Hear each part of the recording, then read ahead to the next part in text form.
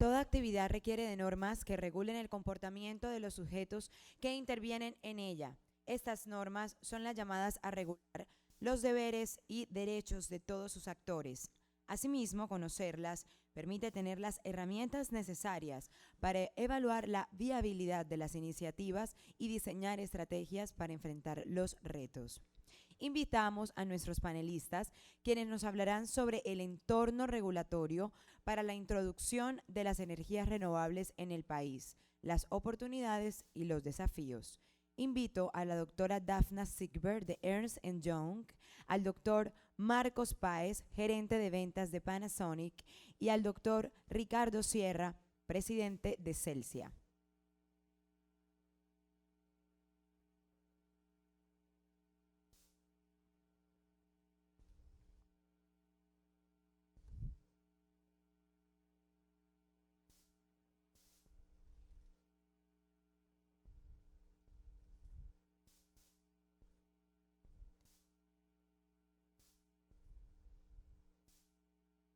Le damos la bienvenida a nuestros panelistas.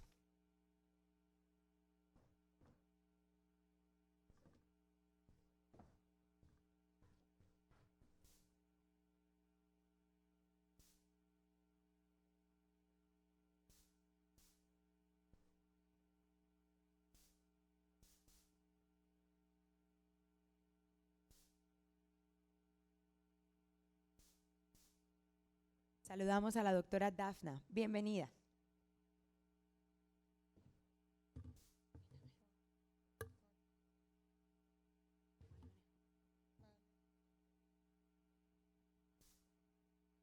Aló, ok. Gracias a la Andy por invitarnos.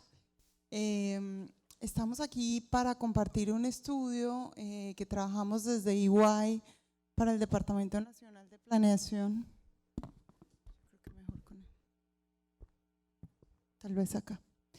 Para el Departamento Nacional de Planeación, el cual buscaba referenciar mercados eléctricos en el mundo y a partir de ellos dar recomendaciones al sector eléctrico colombiano. Entonces, pues uno de los capítulos que inclusive no estaba en el alcance inicial, pero que yo creo que un referente internacional no podía dejar pasar, era el tema de las fuentes no convencionales de energías renovables. Para eso, lo que hicimos y lo que vamos a ver en la presentación del día de hoy es un poco cuál es la experiencia internacional. Cuando hablo de energías no convencionales, voy a citar realmente fuentes no convencionales de energía, solo para ser simple, digamos, a lo que me voy a referir. Entonces vamos a ver un poquito primero cuál es la experiencia internacional, qué usaron esos países para incentivar el uso de energías renovables. Después vamos a ver un poco qué ha pasado en Colombia en el mercado de energía mayorista. Y después, qué conclusiones dimos frente a ese referenciamiento internacional y cómo cerrar las brechas para que en Colombia efectivamente dentro de la canasta energética nacional se incluyan las fuentes no convencionales de energía. Entonces veamos un poco la experiencia internacional y en esa pues nos vamos a detener en tres, digamos, como importantes capítulos. Uno, ¿cuáles eran las motivaciones para la promoción de la generación? ¿Qué motiva a los países que referenciamos incluir dentro de la canasta energética las fuentes no convencionales de energía? ¿Cuáles son los mecanismos de promoción y cuáles son los instrumentos que han utilizado esos países para que esas fuentes no convencionales efectivamente se incorporaran a la canasta energética? Todo esto, digamos, para tener ese referente internacional, después mirar cómo es el caso de Colombia y utilizando esos referentes internacionales poder recomendar este estudio. Como les digo, lo contrató el Departamento Nacional de Planeación, pero pues los interventores eran la Comisión de Regulación de Energía y Gas, la UPME y el Ministerio. Entonces es una mirada muy desde el gobierno, ¿qué debía hacer el gobierno para implementar estos temas? Entonces, miremos las motivaciones.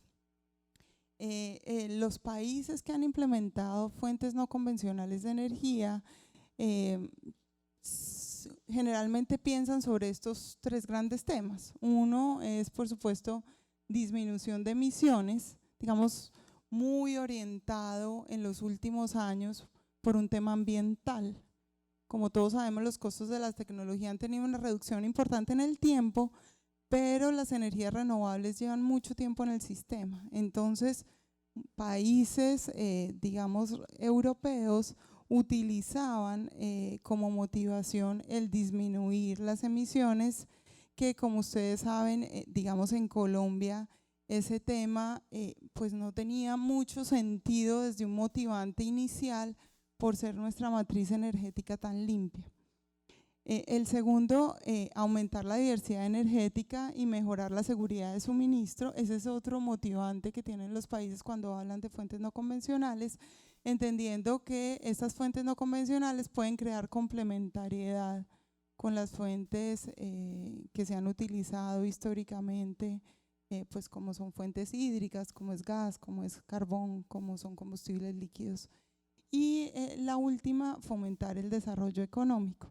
Estos son como los tres grandes motivantes que veíamos en los mercados que estudiamos como referente, y veíamos inclusive desde la misión y visión de la política del ministerio. Por ejemplo, un país como Sudáfrica tiene en su misión el ministerio ser un país que utilice las fuentes no convencionales de energía como principal recurso energético del país. Lo que les quiero decir es que hay países que han hecho y que han dado una respuesta muy fuerte desde la política, de querer en la política tener unas fuentes no convencionales de energía.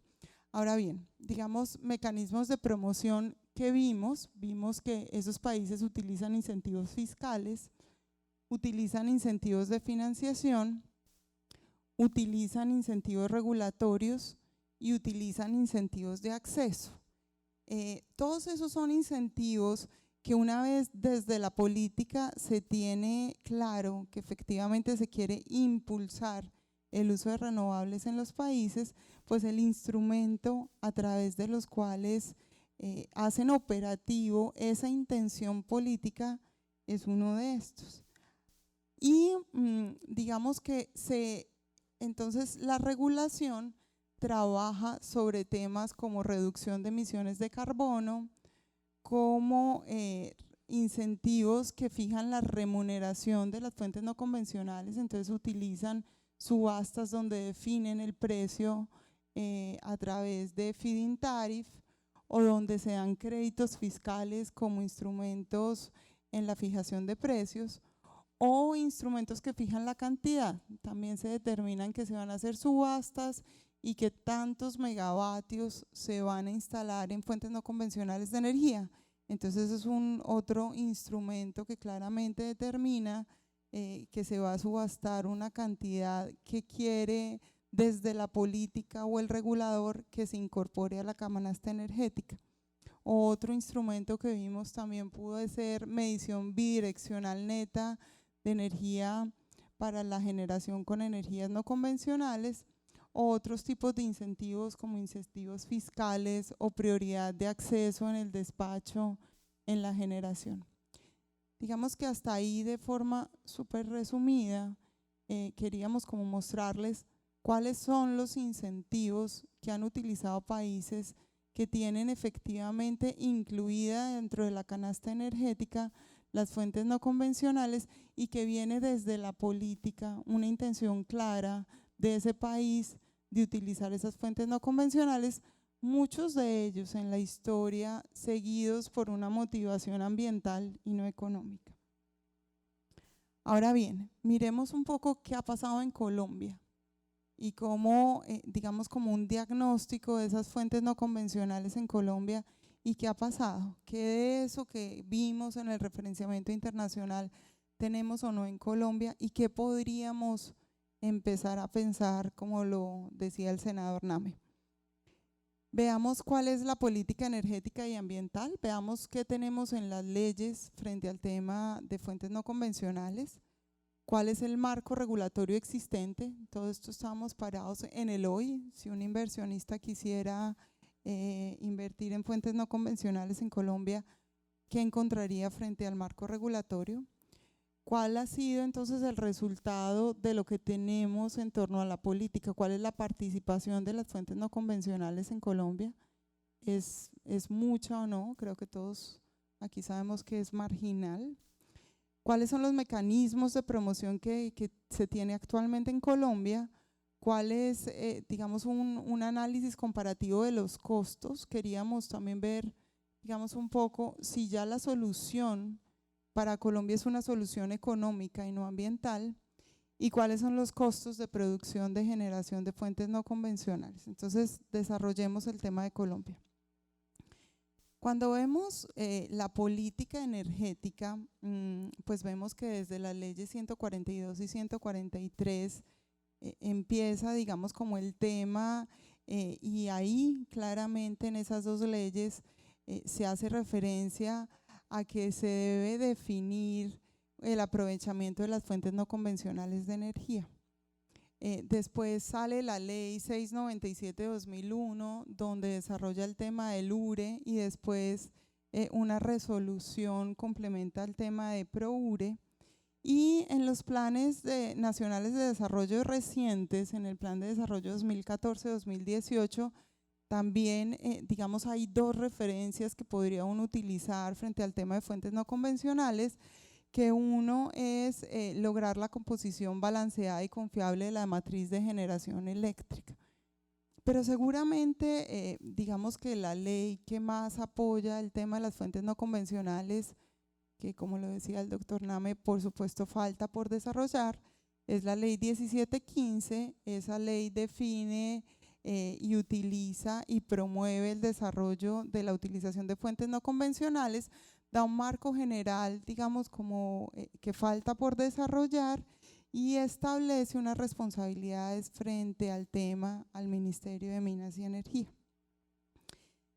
Ese mismo ejercicio lo hicimos frente al tema ambiental, y en el tema ambiental vemos que desde la ley 2811 del 74 pues empieza a usar en Colombia también el tema de energías renovables, pasando por la ley 99 del 93, pero tal vez también digamos que el compromiso que le da más peso en el tema ambiental a las fuentes no convencionales, pues es COP21, sabiendo que en COP21 nos comprometemos en París a reducir el 20% de las emisiones de gases de efecto invernadero, pero no podemos desconocer la matriz energética colombiana.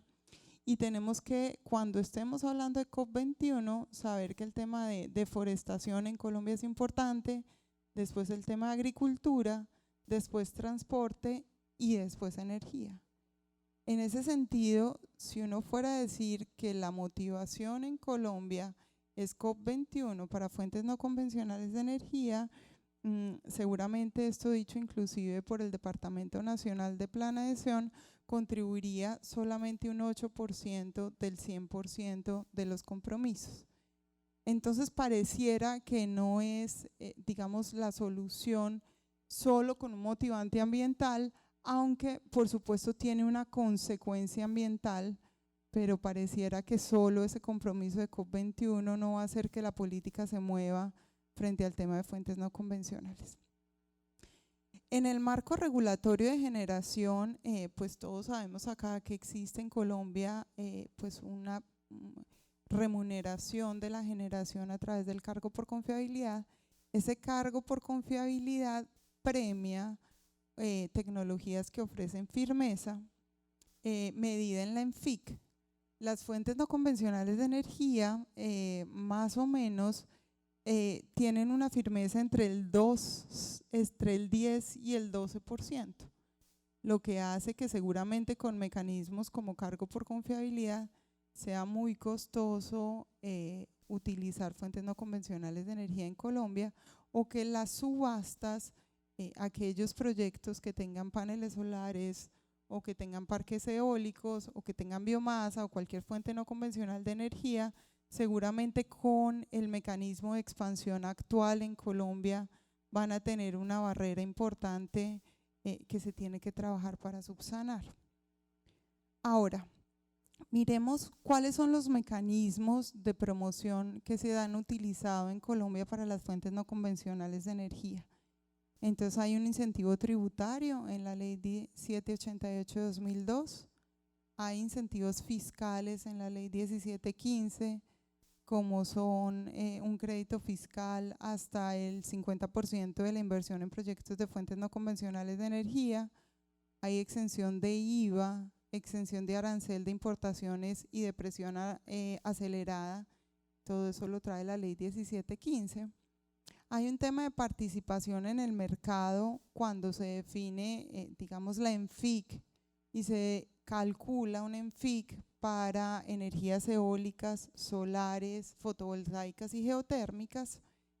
Hay un tema de conexión y despacho físico que para plantas menores hay un despacho para plantas filo de agua que están en la base de la bolsa y para la remuneración de las generaciones renovables no se aplican esquemas de incentivo de precio en el mercado de energía mayorista. Esos son, digamos, los incentivos que encontramos en el mercado de energía mayorista. Veamos cuál es la participación, digamos esas leyes, esos incentivos, esos instrumentos que hay en Colombia han sido efectivos para que existan fuentes no convencionales de energía en Colombia. Y veamos que nosotros tenemos el 2% de la producción total es de fuentes no convencionales de energía. Un 1.1% son PCHs, un 0.8% son parques eólicos y un 0.1% son biomasa. Y si ustedes ven la gráfica sobre mano derecha, verán que el mercado de PJM también tiene esa proporción, el 2% de la participación total de su generación es con fuentes no convencionales de energía. Pero esta gráfica no se puede ver sin complementar la gráfica siguiente, y es lo siguiente. Miren la participación hídrica, hidroeléctrica de Colombia versus la participación de PJM frente a su canasta energética. Entonces veamos, digamos en Colombia, pues hasta ahora, yo creo que este congreso, que sea su primera vez en este momento, pues seguramente va a tener un hito muy importante, y tal vez es el momento de las fuentes no convencionales de energía en Colombia actualmente, que antes no lo era, porque antes tenía solamente o casi toda su motivación procedía desde el tema ambiental y desde el tema de complementariedad eléctrica. Pero hoy vemos, como lo vamos a ver en estas gráficas siguientes, que ya el tema es económico, que seguramente la respuesta para Colombia, para que estemos todos aquí y estemos promocionando el tema de fuentes no convencionales de energía en Colombia, es porque hay una solución económica, porque en el mundo los proyectos de fuentes no convencionales de energía han cerrado a precios que son competitivos. Entonces, al cerrar a precios competitivos, si yo tengo un proyecto que puede competir con otras tecnologías y además es amigable con el medio ambiente y además me provee de seguridad energética, en Colombia, que tenemos esa matriz energética que el 70% es hídrico, seguramente es el momento para que en Colombia estas fuentes no convencionales entren. Entonces miremos un poco cómo han cerrado los precios de las subastas en países vecinos y veamos que en Perú en este año cerró una subasta a 77 pesos el megavatio hora, y ahí un poco listamos, digamos, como cuáles han sido los precios que han cerrado las subastas recientemente en los diferentes países del mundo, queriendo con esto mostrar que son precios competitivos. No son comparables uno a uno, porque lo que dijimos, existen mecanismos, existen incentivos que son diferenciales de país en país. Digamos que estos números que estamos acá presentando no son absolutamente comparables, pero sí son números indicativos que nos permiten decir por qué no facilitar la entrada de fuentes no convencionales de energía en Colombia. Ahora, para cerrar el tema de qué es lo que creemos nosotros como diagnóstico de las fuentes no convencionales en el MEM, consideramos que hay grandes oportunidades, hay potenciales importantes que los ha planteado la UPME en el Plan Energético Nacional y que ahí plantea toda la capacidad que hay en temas solares, eólicos y de biomasa en Colombia. Hay un mercado competitivo, hay ya incentivos y son competitivas la generación con energías renovables. Ahora bien, hay grandes barreras sobre las cuales tenemos que trabajar y seguramente una de ellas y tal vez la más importante es la regulación. Dijimos, en Colombia se remunera la generación con cargo por confiabilidad y ese ENFIC del cargo por confiabilidad de las fuentes no convencionales de energía es entre el 10 y el 15%, mientras que en proyectos a carbón es del 95%. Entonces tal vez, digamos, no son comparables con el esquema regulatorio que tenemos actualmente, pero hay esquemas regulatorios en el mundo que no premian, sino que facilitan que las fuentes no convencionales de energía pudieran entrar al mercado colombiano, que es lo que vamos a ver en el capítulo siguiente. Entonces hay una gran ausencia de regulación.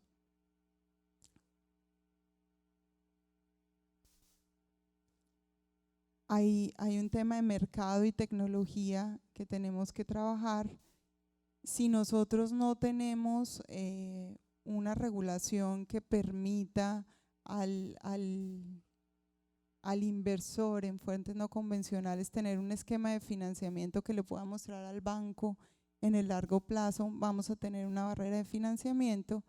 Y hay otras externalidades y costos de transacción, como son los costos ambientales, que no están reflejados en los costos de generación, y como son otros costos que pueden ser más grandes por efectos de gran escala. Entonces, el último capítulo de la presentación lo que busca, para darle paso a los otros panelistas, es poder mirar cuáles son las propuestas que nosotros hacemos teniendo en cuenta esa explicación rápida que les di de lo que encontramos en el mundo internacional, la radiografía que hicimos del mercado colombiano y que es con esos dos elementos anteriores lo que proponemos que se debería hacer en Colombia. Ya lo he dicho en la presentación y yo creo que tal vez esta es como la conclusión más importante a la que nosotros llegamos. Las motivaciones y alternativas para promover las fuentes no convencionales tienen, digamos, tres diferentes capítulos. Una es un beneficio ambiental, otro es seguridad energética y otro es eficiencia económica. Y eso lo vimos en el mundo. En Colombia no se identifica que la columna o el eje del beneficio ambiental sea un driver preponderante para la incorporación de las energías renovables en el sistema como driver. Como consecuencia, sí, pero no como driver. El tema de seguridad energética, si bien, digamos, no se han hecho todavía estudios muy juiciosos donde digan qué tan complementarios somos cuando los precios suben versus el sol y el viento que tenemos en esos momentos, porque todos sabemos que los precios de bolsa suben no necesariamente cuando haya escasez hídrica, sino cuando se ve que va a haber escasez hídrica. Entonces sería muy interesante hacer un análisis complementario para ver qué tanta seguridad y complementariedad energética dan esos proyectos. Digamos, sí, por definición sí, pero en Colombia qué tanto lo hace con nuestras condiciones de mercado actuales. Pero pareciera que entonces el tema de seguridad energética, si bien es un tema que tenemos que analizar más, tampoco es suficiente para decir que es un driver a través del cual las fuentes no convencionales deberían entrar a Colombia. Pero tenemos un driver que sí es, y tal vez es enhorabuena la noticia, de que es un driver de eficiencia económica. O sea, las fuentes no convencionales de energía deberían tener en Colombia un motivante y es la eficiencia económica. Y esa eficiencia económica tiene dos consecuencias, una consecuencia ambiental y una consecuencia de seguridad energética, que son las que hay que también de determinar y delimitar. Con esas motivaciones, que entonces es una motivación económica, deberíamos ver entonces cuáles son los ajustes que se deberían hacer a la regulación para que esa motivación económica efectivamente tenga cabida, pero que no lo ponga a competir como lo está haciendo actualmente en una liga que es distinta por el tema del ENFIC. Entonces hicimos 4 recomendaciones. Una recomendación que la voy a desarrollar, cada una de las 4 eran hacer unas subastas centralizadas de contratos de largo plazo, hacer unos ajustes al mecanismo de cargo por confiabilidad, mirar qué se debe hacer en el mercado de corto plazo y en el despacho de generación variable, y por último, cuáles deberían ser los requisitos de conexión. La primera, subastas de contratos de largo plazo. Nosotros dentro del estudio, antes inclusive de ver el tema de fuentes no convencionales de energía, proponíamos que se debería fomentar en Colombia una subasta de largo plazo, una subasta de 15 o 20 años en el cual unas nuevas, un nuevo o un existente parque de generación en Colombia entrara en esas subastas. Entonces lo que proponemos son subastas competitivas a largo plazo. Acá hay un tema súper importante en el segundo bullet y es el siguiente: abiertas a todo tipo de tecnología. Tenemos que ser consecuentes con lo que habíamos acabado de decir, acá el beneficio es económico. Si el beneficio es económico y no es un beneficio ambiental, nuestra recomendación es: nosotros no deberíamos hacer subastas por tecnología, sino que deberíamos hacer una subasta, y en esa subasta debería competir cualquier tipo de tecnología, y ese tipo de tecnología podrían ser las fuentes no convencionales, y que sea en una subasta donde se resuelva el tema económico que determine si las fuentes no convencionales de energía deberían entrar en Colombia o no. Deberían ser contratos tipo pague lo contratado, o eso es lo que nosotros proponemos, que no tienen despacho físico, pero que para participar en la subasta se requiere un respaldo de una planta de generación. Contratos de entrega horaria en 3 bloques de carga: demanda de punta, intermedia y demanda de valle. Este es un tema, sí es importante para, como ustedes lo saben, para las energías renovables, que hayan bloques horarios distintos. Entonces digamos que lo pensamos en esas subastas, y deberían ser de cantidad y precio monómico de energía, y la adjudicación se debería realizar en una sola ronda de sobre cerrado. ¿Qué es lo que proponemos como ajustes a cargo por confiabilidad? La ENFIC se debería calcular de manera estacional o mensual. El cálculo de la ENFIC estacional se realizaría con referencia a la estación seca. Se debería presentar ofertas, se podrían presentar ofertas binarias, una planta de fuentes no convencionales con una convencional. Eso seguramente obtendría pues el agente generador que presente en las subastas una combinación binaria, un ENFIC más interesante para él y para el sistema, y el cálculo del ENFIC debería ser combinado, complementario con las 2 tecnologías. Para el mercado de corto plazo y despacho de generación variable, pues lo que nosotros proponemos, digamos enfáticamente, es que deberían existir mercados intradiarios. Esos mercados intradiarios deberían solucionar la variación que tienen las fuentes no convencionales de energía en las diferentes horas, y ahí se les debería dar la posibilidad de programar su despacho con esos mercados intradiarios. Y por último, los requisitos de conexión y operación se deberían tener en cuenta como rangos de operación de frecuencia de las unidades, respuesta primaria de las unidades, factor de potencia, rangos de control de potencia activa, control de voltaje, soporte de tensión en falla y calidad de potencia.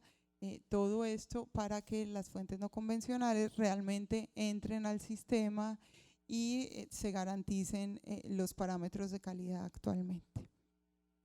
Conclusiones. Entonces queremos terminar concluyendo que hemos, digamos, formulado estas propuestas para el mercado de energía mayorista que creemos, como lo decíamos anteriormente, que es un momento histórico para que este mercado incorpore esas tecnologías en el sistema. Yo creo que esa gráfica que siempre hace XEM, donde crea los hitos importantes en el sistema, creemos que estos próximos años, tal vez 2017 y 2018, debería ser un año en el cual se cree ese hito de la inclusión de fuentes no convencionales de energía en la canasta energética colombiana. Mil gracias.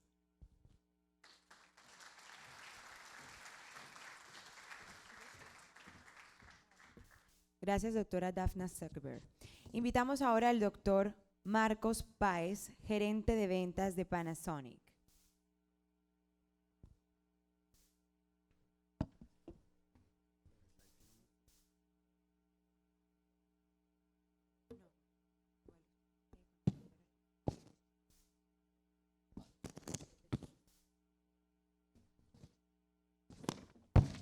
Muy buenos días a todos. Muchas gracias, doctor Alberto, a la Andy, por crear estos espacios que realmente estábamos en moras de tener estas oportunidades.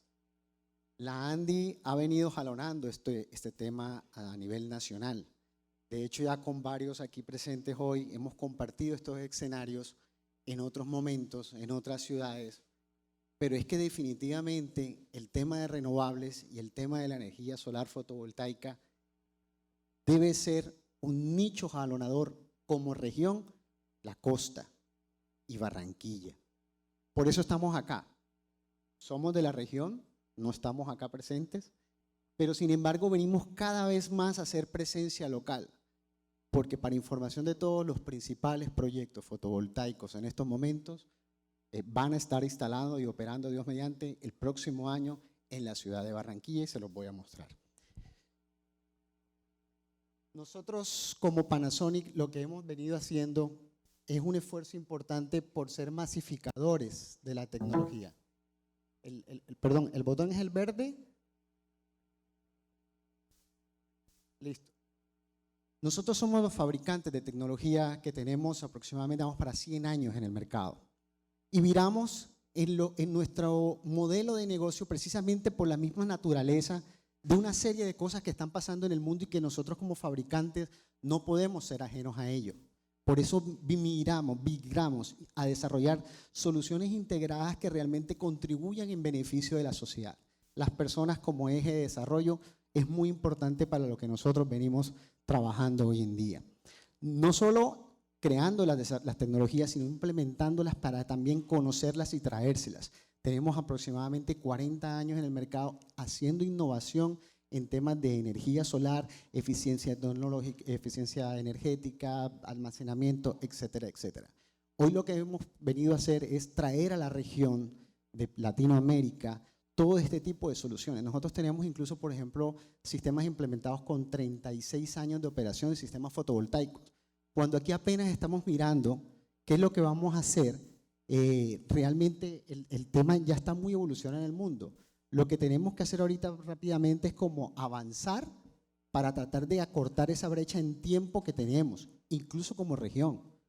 Porque lamentablemente hoy los principales proyectos fotovoltaicos no están instalados en donde deberían estar instalados y operando, que es la costa, por las condiciones climatológicas, de radiación, de ubicación geográfica que tenemos. Sin embargo, están en otras ciudades. Vamos a mostrarles.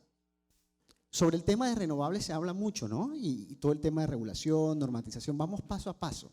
Porque muchas de estas empresas incluso no es que solamente hasta ahora es que se están lanzando.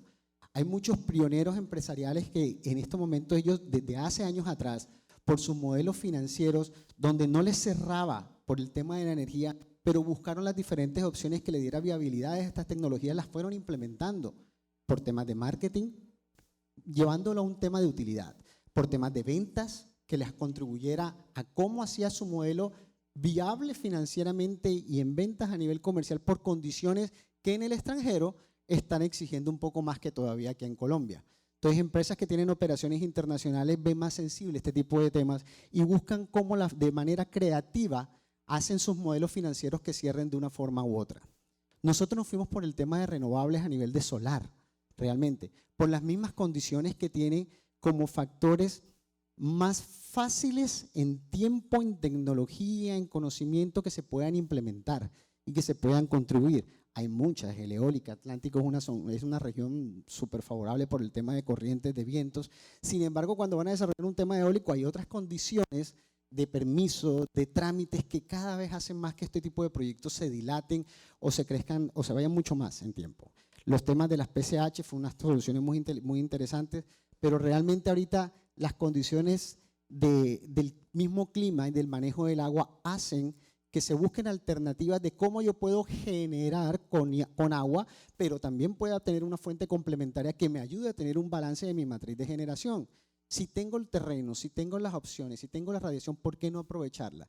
Y los costos de generación están muy cercanos, aunque el agua sigue siendo todavía muy favorable, pero creo que vamos para allá.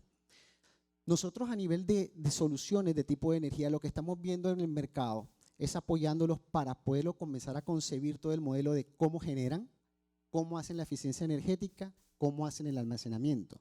Son 3 ejes importantes. Acá, por ejemplo, estamos viendo que la mayoría de empresas dicen, yo soy eficientemente energético porque cambié mis bombillos, mis luminarias. Ya, listo.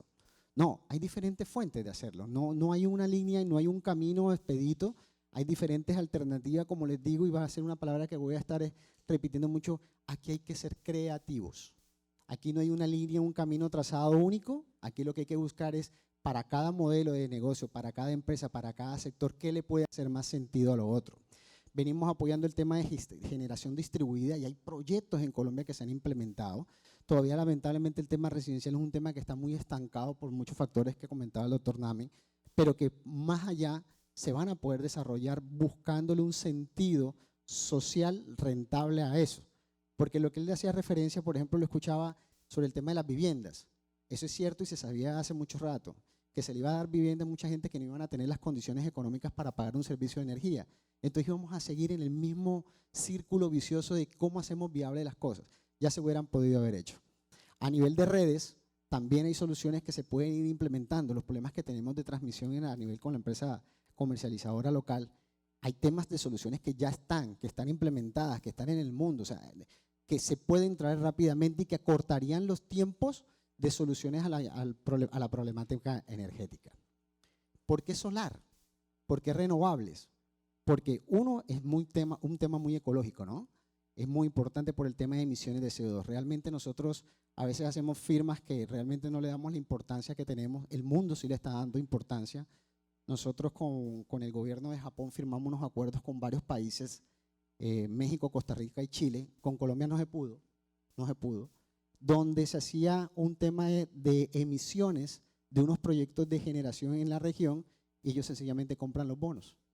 Aquí en Colombia no se pudo porque todavía no están como muy conscientes en lo que está pasando. Y eso hacía era que llegan recursos de fondos japoneses a la región para agilizar este tipo de temas. La disponibilidad, tenemos sol, estamos en una región maravillosa, ¿cierto? Aunque esté lloviendo mucho, aquí las condiciones van a ser súper favorables. Con unos problemas de petróleo, el tema del gas, siempre ruido con las condiciones de mercado que están pasando. Es importante ir mirando ese tipo de fuentes y sobre todo con organizaciones que están pensando a largo plazo, ¿no? Es la idea de esto.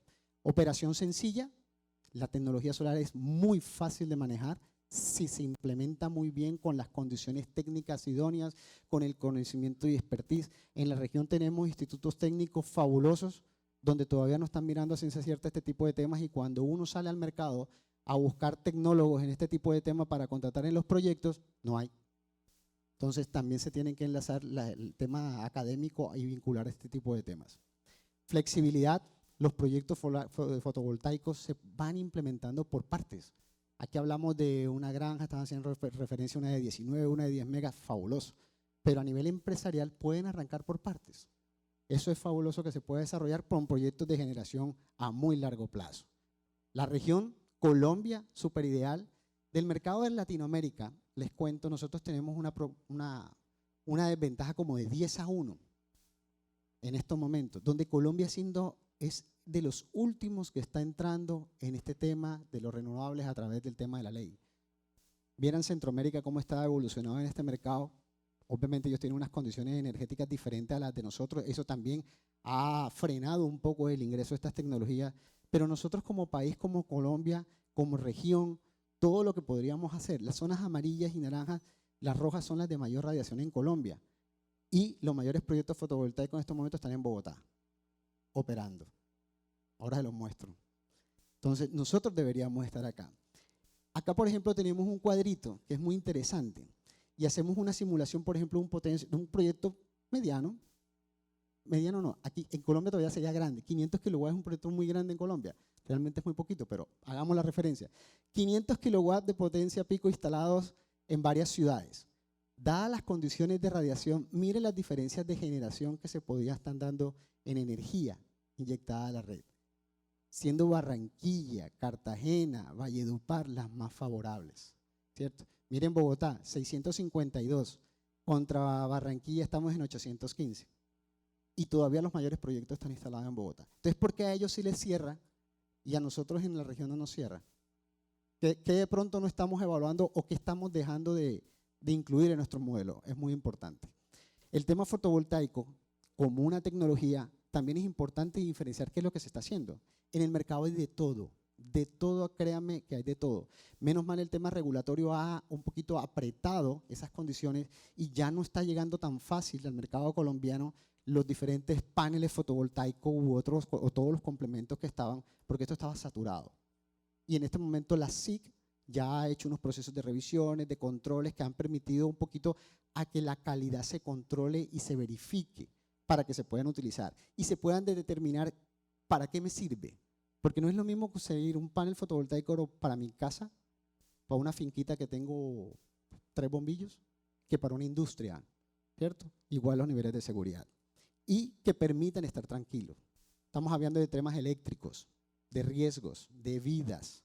Es muy importante y ya el RETIE está muy expedito en este tema y por eso les hacía referencia que también es importante que desde la academia comiencen las personas a involucrarse en este proceso para que hagan o tengan condiciones de instalación idóneas y que cumplan con la normativa que ya se está comenzando a exigir. La mayoría de proyectos en Colombia no exigían, incluso muchos proyectos que están instalados sin cables fotovoltaicos, otro tipo de cable. Entonces, ya ahorita el tema se está poniendo bien interesante. Este es un proyecto muy interesante que nosotros hicimos con mi amigo de acá de Celsia, doctor Ricardo. Es el primer PPA de Colombia que se hizo ya al 2015. Se está acabando el 2016. Se hizo ese con un esfuerzo muy grande de una organización como EPSA Celsia que ha jalonado este segmento porque las empresas de energía son de las principales motoras del desarrollo de este tipo de proyectos.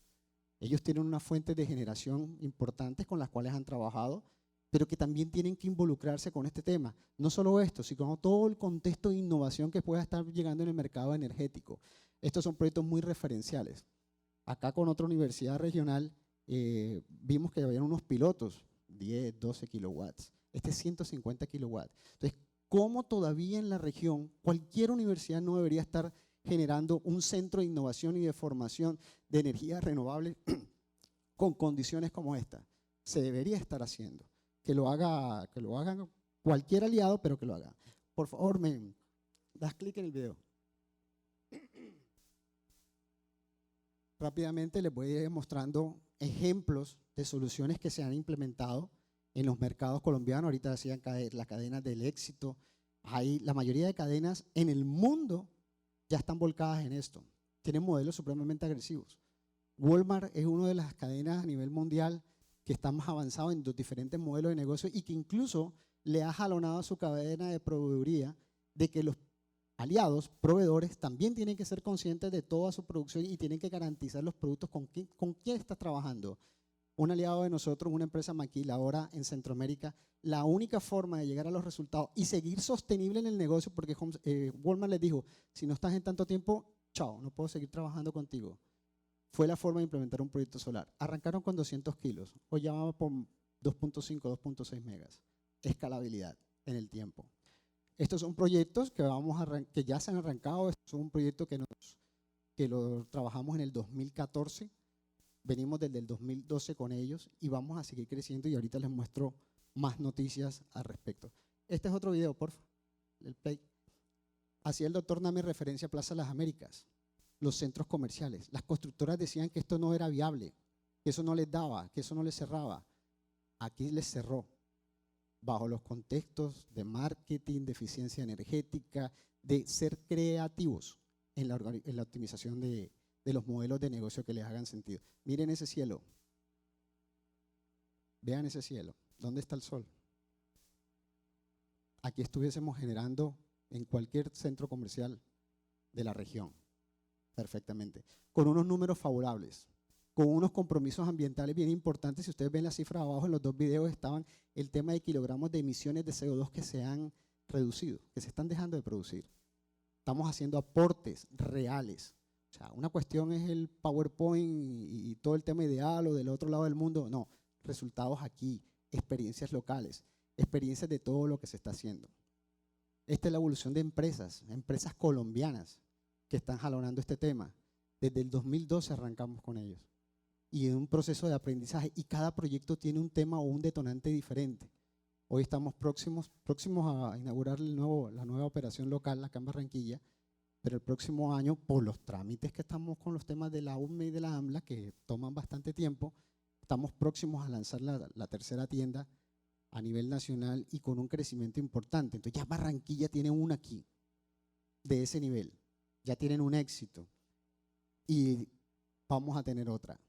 Hoy en día tenemos el proyecto más importante a nivel nacional de generación de energía solar fotovoltaica, que es con nuestros aliados de Tecnoglass. Una empresa que se caracteriza por el liderazgo empresarial. El doctor Verano hacía referencia al tema del aluminio que les pasaba hace muchos años. Tecnoglass es una empresa que eso lo sabe muy bien y lo maneja muy bien. Y hemos podido llegar a unos proyectos de dimensionamiento entre 12 y 15 megas, escalables. Arranquemos ya. Listo, arrancamos 1.9 mega. Proceso de la ley. Vaya proceso de la ley.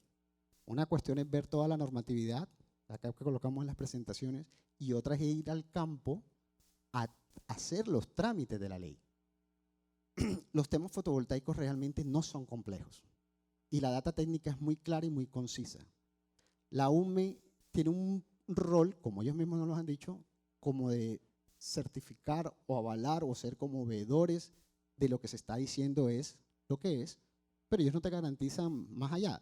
Entonces, en ese sentido, los procesos de validación del primer punto de la UME deberían ser muy rápidos. Hoy están tomando casi 90 días, 70, 80. Eso debería ser muy rápido y muy expedito ante una necesidad regional y nacional, porque el contexto de energía es crítico en todo el país, pero en nuestra región es aún más. Es donde el mayor precio de energía estamos pagando, ¿no? Entonces, los proyectos incluso aquí hacen más sentido porque las condiciones son aún más favorables. Este proyecto es un ejemplo para Colombia y de todo lo que se va a hacer. Es muy importante y estamos muy orgullosos. De hecho, el tema arrancó 1.9 y ya estamos con los 512 kilos más para entregar en primera fase 2.4. Entonces, se hizo un proceso de trámite de 1.9 y en el mismo techo, los mismos productos sencillamente aumentando un poquito más las unidades. Ahora toca hacer otro trámite ante la UME, para adicionar 500 kilos, o sea, otros 5 o 6 meses. Entonces, el empresario se desespera y al empresario le preocupa esos tiempos. Entonces, parte de lo que debemos nosotros también hacer es ver cómo jalonamos y cómo ayudamos a focalizar eso.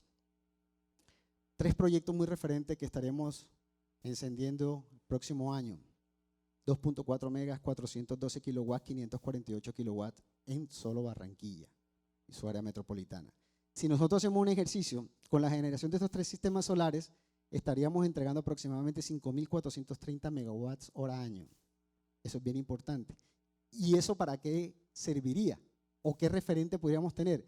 Dice, se podrían estar evitando 2.030 toneladas de CO2 el primer año, contribución ambiental.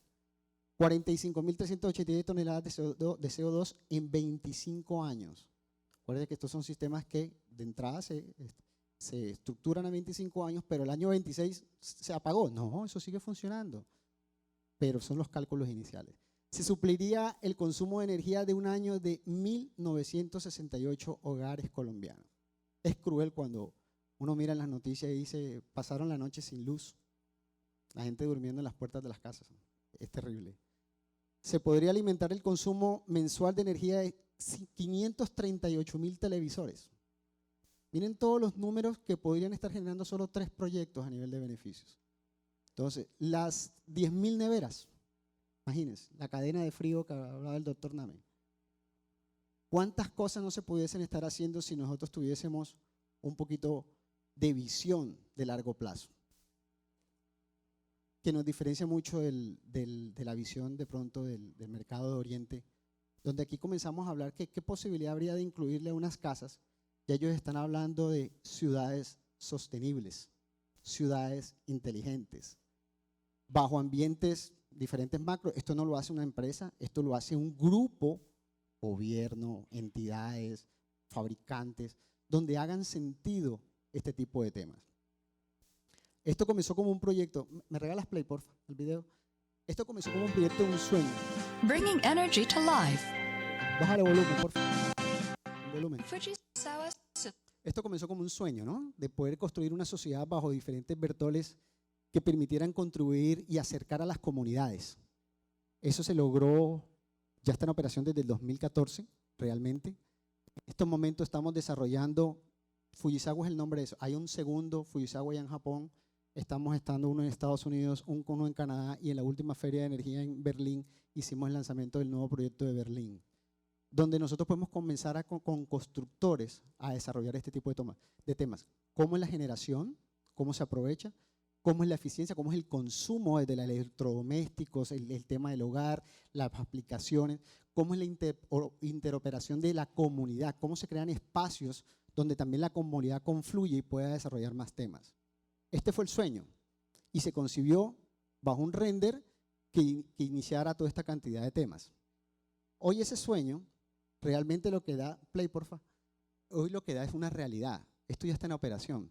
Porque decían, no, pero es que todavía no, ¿cómo está? No, esto está funcionando. Y eso nos ha permitido ya con datos y resultados saber que también se puede hacer. Es muy difícil hacer un Fujisawa en Colombia, pero podemos hacer nuestro Fujisawa criollo, ajustado a nuestras realizables y condiciones de mercado, que nos permita arrancar. Aquí hay muchos empresarios que no se quedaron esperando a que todas las condiciones estuviesen sobre la mesa.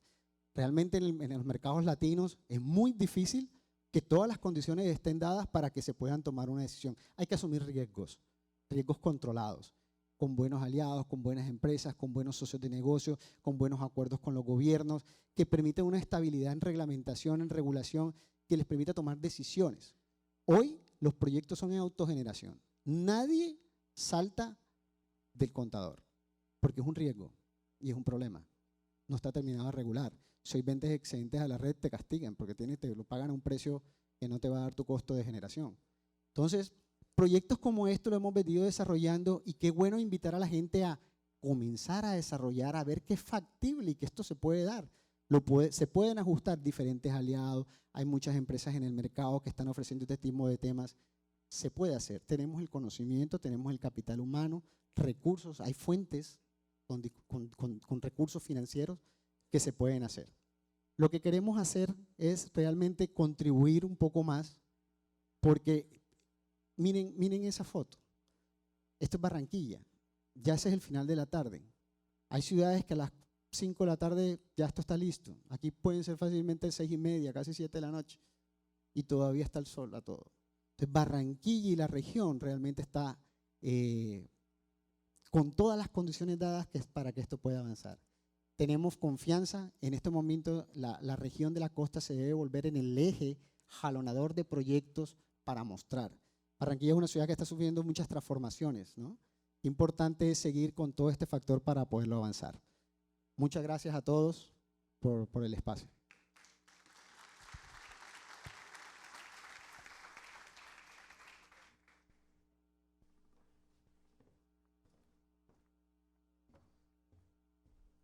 Gracias, doctor Páez. Invitamos al doctor Ricardo Sierra, presidente de Celsia. Muy buenos días a todos. Como han visto pues en esta serie de slides, creo que mucha información nueva creo que no voy a poder suministrarles sobre el tema de ley 1715, sobre el tema del mercado, si existe o no. Yo voy a tratar de resolver algunas preguntas en la presentación muy rápidamente, más de orden práctico, más como de lo que estamos enfrentados hoy los operadores, porque cuando uno mira la presentación, si el tema tiene futuro o no, pues claramente en Colombia es increíble la necesidad que hay. No hay prácticamente nada de eólico, no hay prácticamente nada solar, o sea, lo que tenemos instalado todavía es muy poquito. Y cuando uno mira las tendencias pues en el mundo, en eólico y en solar, son pues abrumadoras. Es decir, la tendencia es muy acelerada la instalación de estas tecnologías.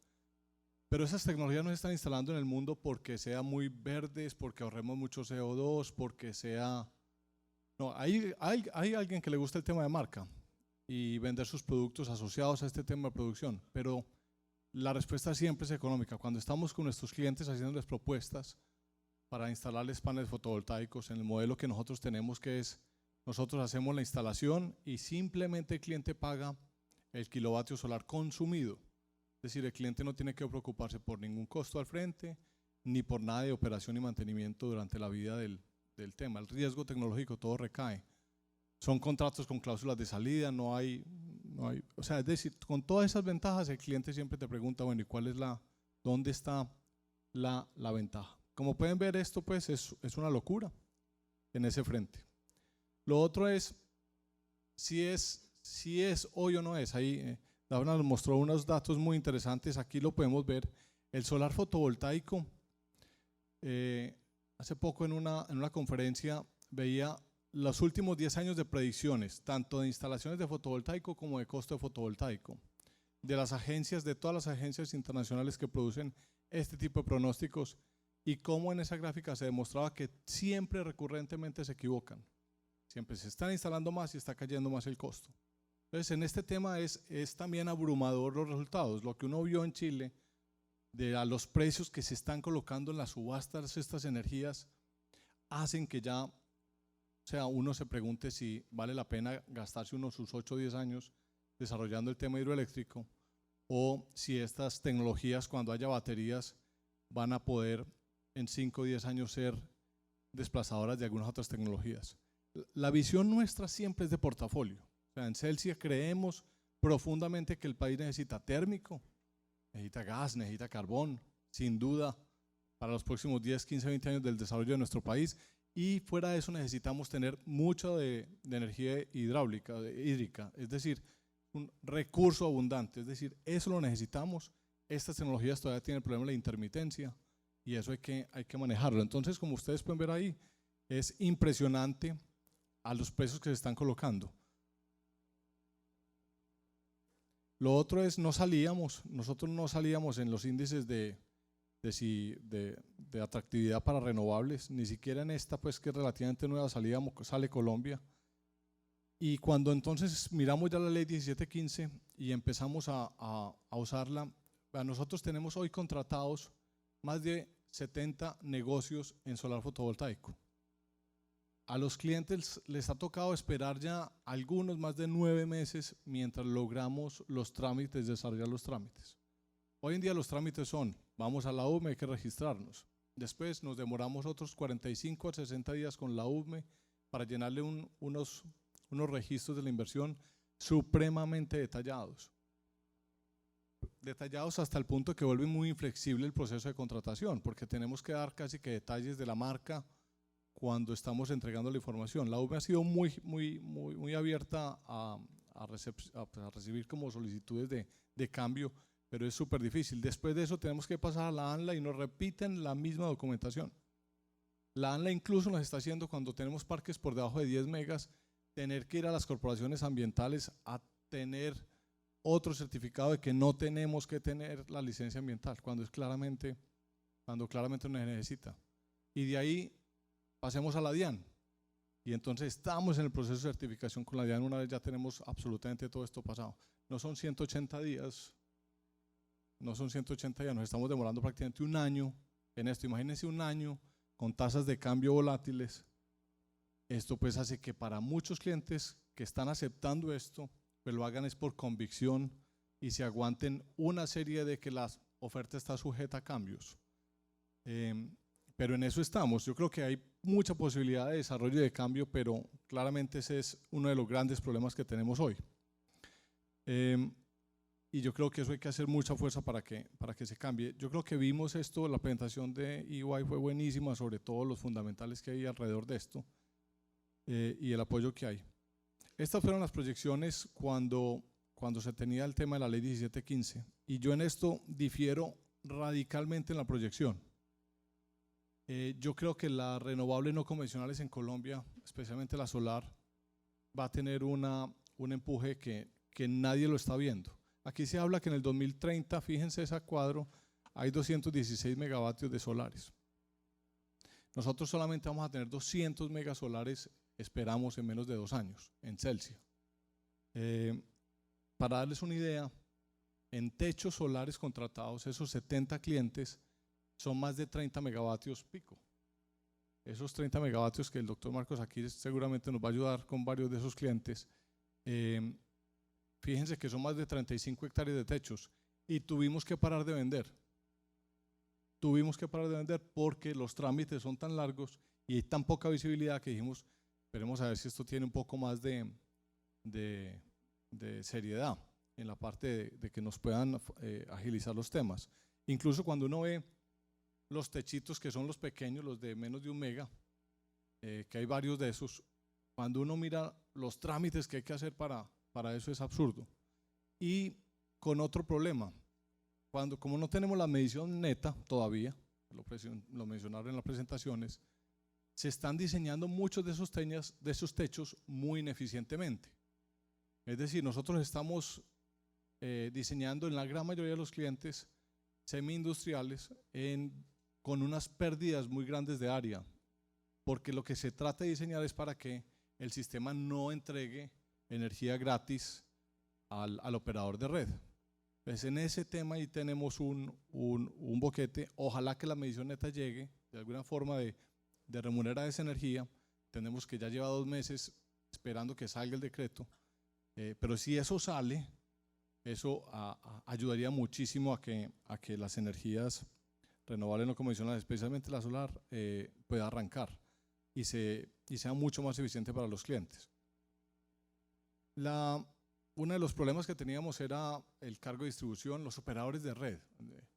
Ahorita hablaba el senador Name de intereses, que siempre hay intereses. Yo creo que los operadores de red, Celsia, por ejemplo, los EPM, los Codensa, los Electricaribe, todos hemos sentido algo de temor a que entren estas energías y se masifiquen. Porque es como, dice uno, bueno, si yo pongo estas energías, pues lógicamente voy a perder unos cargos, unos ingresos. Lo hago yo, me lo va a hacer otro. Y en el fondo estábamos protegiéndonos por el lado de tratar de bloquear eso, yo creo, en el fondo pues hay una preocupación, y en el otro tratando de generar un cargo de respaldo muy grande por las redes de infraestructura que ya tenemos. Yo siento que eso ya en la 176 que viene cambió y viene una fórmula que va a permitir la masificación de esto con mucha agilidad. Gracias a Dios eso cambió, porque el cargo que estaba planteado antes era un cargo que iba a ser inviable todo este negocio fotovoltaico, especialmente el de los techos. Al otro que me quiero hacer referencia ahí con el solar es, fíjense que nosotros ya tenemos como un jugador del mercado más de 30 megavatios contratados. Estamos instalando la primera granja solar en Jumbo. Estamos recibiendo las ofertas y la expectativa de costo, cuando nosotros arrancamos el proceso, arrancamos digamos con 100 pesos. Hoy estamos recibiendo ofertas 6 meses después del modelo de negocios, casi un 20-25% por debajo del estimado. Eso les puede mostrar a ustedes la tendencia que hay en costos que hace que esto sea supremamente interesante. O sea que yo creo que el negocio de granjas solares, así como aquí en Atlántico ya hay 2, nosotros en Jumbo en julio debe estar produciendo energía de esta planta. y estamos desarrollando más de 200 megavatios, especialmente en Bolívar, en Atlántico, en el Cesar. Entonces yo creo que esa cifra claramente es muy pequeña frente a lo que viene, y el problemita que tenemos con el eólico en Colombia es que todos los jugadores, creo que Enel, EPM, Isagen, estamos todos con proyectos. Nosotros tenemos un proyecto de 300 megas eólicos en La Guajira, pero alguna vez conversando con el director de la UME, le decía yo, hombre, hemos calculado que la línea de transmisión pues vale tanta plata y que hay que pasar por, creo que le dije, como por 50 comunidades. Entonces me dijo, no, estás súper equivocado. Vale más del doble y hay que pasar por más de 100 comunidades. Entonces, si no hay un cambio en la consulta previa, en el manejo que se le da al tema ambiental y de comunidades para esto, pues yo creo que el eólico se nos puede demorar mucho, porque necesitamos esa línea de transmisión. Y con la reglamentación y con la forma de actuación hoy que tenemos para desarrollo de proyectos de transmisión, pues es muy, muy difícil. Se demoraría muchísimo. Hay que hacer como algo previo que cambie. Hay muchas propuestas sobre la mesa. En la Colgen pues hemos tenido un proyecto muy interesante. Se ha discutido el tema de cómo modificarlo. Ojalá pues que esto cambie. Nosotros teníamos una segunda línea Buenaventura, y para los que saben la historia, que hay varios que la conocen, teníamos trazada la línea y en la mitad de la selva nos hicieron un barrio lineal. Óigase, un barrio lineal de 1000 casas en la mitad de la selva. Entonces, estas líneas, una vez que están trazadas, esto pues le cae absolutamente a todo el mundo. Entonces tiene que haber una reglamentación, una forma de actuación en infraestructura diferente para que ese eólico sea realidad. Porque el solar sí tiene esa gran ventaja de que una vez que uno arranca, en 18 meses esas plantas están produciendo energía e instaladas. Yo creería que esos son como los temas más importantes en esto. Aquí pues están pues lo que podemos mejorar, creo que lo hemos hablado en la presentación, pero en términos generales pues somos muy, muy, muy optimistas. Nosotros tenemos, esta es nuestra matriz energética, la de Celsia.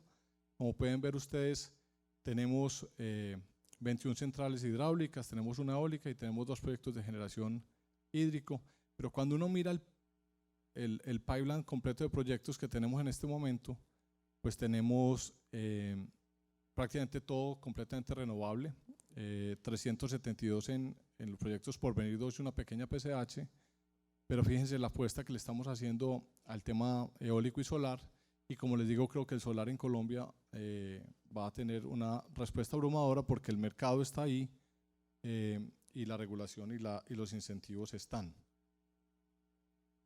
Para cerrar, esos son los temitas, creo que les dije todo, creo que hay como les digo, una gran oportunidad y el mercado está ahí y lo vemos. Muchas gracias.